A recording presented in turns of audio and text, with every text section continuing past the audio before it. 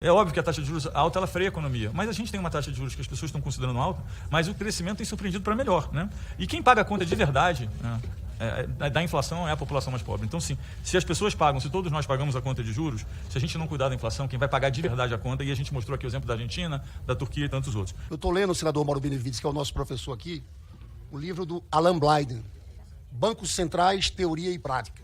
O Alan Blyden ele foi vice-presidente do FED, ou seja, conhece a operação de um banco central na prática.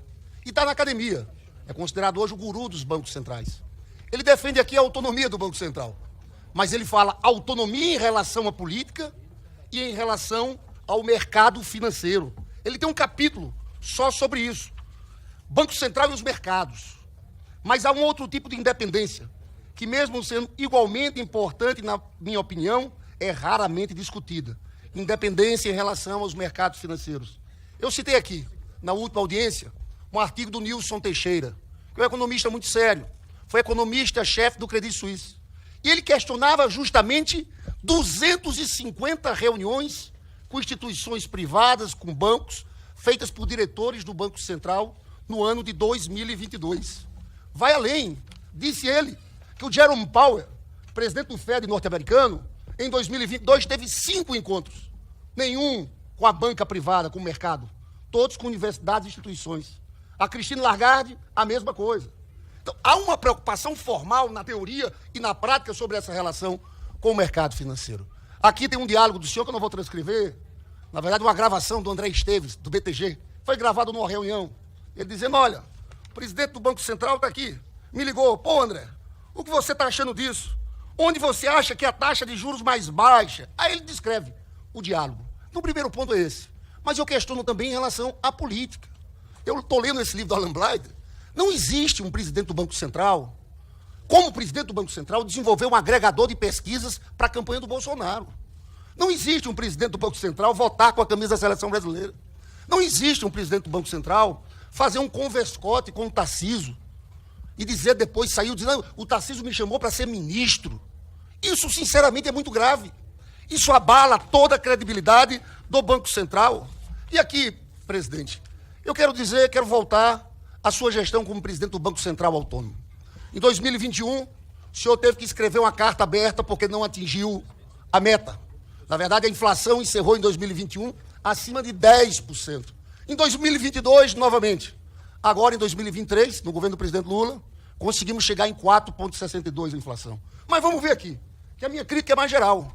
A minha crítica é a sua atuação no governo do Bolsonaro também. Porque eu, sinceramente, acho que o senhor errou muito quando deixou a taxa Selic em 2%, em 2%, e a inflação disparou.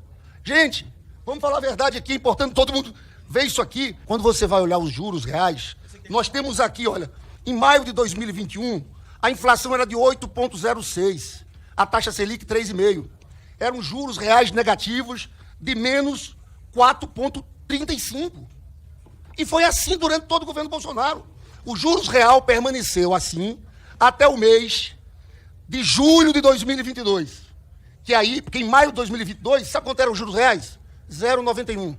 E, presidente, não adianta dizer, olha, nós mexemos, eu aumentei a taxa de juros no período eleitoral. O senhor sabe, eu sei, os jornalistas que cobrem a economia sabem que quando você aumenta a taxa de juros, o impacto é 9 meses, 12 meses depois. Então, a verdade foi essa. O senhor teve uma política monetária extremamente frouxa e levou a inflação às alturas. Em abril de 2022, a inflação chegou a 12%. Quando é o governo do presidente Lula, o senhor vai para o outro lado. Uma taxa de juros muito alta, como não houve em nenhum momento do governo Bolsonaro. Chegando até em março de 2024, 7% de taxa de juros reais.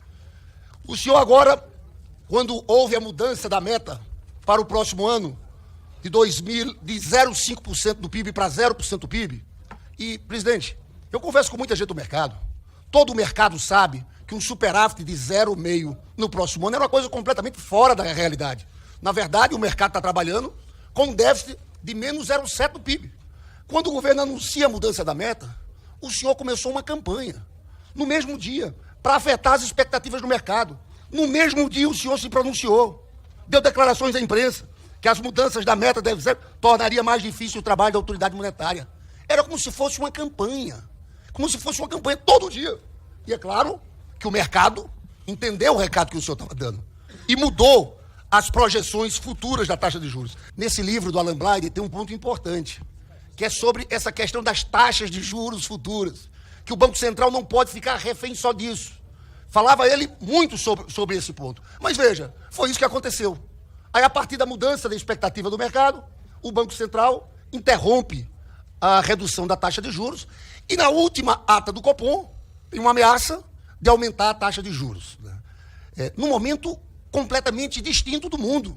O senhor viu a crise nas bolsas, com a preocupação de recessão norte-americana. Hoje há um certo consenso de que a taxa de juros norte-americana, na próxima reunião de setembro, vai baixar 0,5%. Chegaram até a pensar em tomar uma decisão antes da reunião de setembro. Tal a preocupação com a desaceleração econômica. Está assim em todo mundo. Só Brasil e Rússia. Rússia está na guerra, presidente. Aí o senhor fala de inflação. Eu estava lendo o editorial do jornal O Valor Econômico. Essa inflação de 2,87 até julho é a menor desde 1998. O mercado está prevendo uma inflação de 4,2. Não tem sentido. Deixa eu falar outra coisa. A ata do Copom, que fala de incertezas fiscais, é de uma maldade. Porque, vamos falar sério, eu inclusive fui contra o déficit, o arcabouço, alguns detalhes do arcabouço. Veja bem, o governo está saindo de um déficit de 2,3% do PIB para querer entregar déficit zero ou menos 0,25%. É um esforço fiscal gigantesco. Houve um contingenciamento de 15 bi aqui agora. Aí os senhores reforçam isso, essa falácia. Eu falo tudo isso para dizer também que nesse livro aqui tem um capítulo interessante sobre responsabilização do Banco Central, dizendo que os diretores do Banco Central têm que prestar explicações, têm que falar ao público de suas decisões. Eu, sinceramente, fiquei espantado. O senhor argumenta, às vezes, para vir aqui, que essa comissão não pode convocar um presidente do Banco Central por causa da autonomia. Eu entrei com a denúncia no Conselho de Ética e o senhor foi para a Justiça dizer, argumentar que, pela autonomia, o senhor não poderia ser investigado no Conselho de Ética. O TRF derrubou isso por 3-0. E aí o senhor vai prestar os esclarecimentos lá, tanto sobre os offshores, aquela denúncia do Pandora Papers, mas também sobre a denúncia que eu fiz. Eu apresentei aqui, está aqui, o nome das empresas, perguntei na reunião passada se o senhor era proprietário desses fundos exclusivos e se havia remuneração pela taxa Selic. O senhor não respondeu. Não é obrigado a responder aqui, até porque tem um conselho de ética. Nesses fundos exclusivos que o senhor é proprietário, existem títulos remunerados pela taxa Selic ou IPCA? Essa é a pergunta direta que eu faço.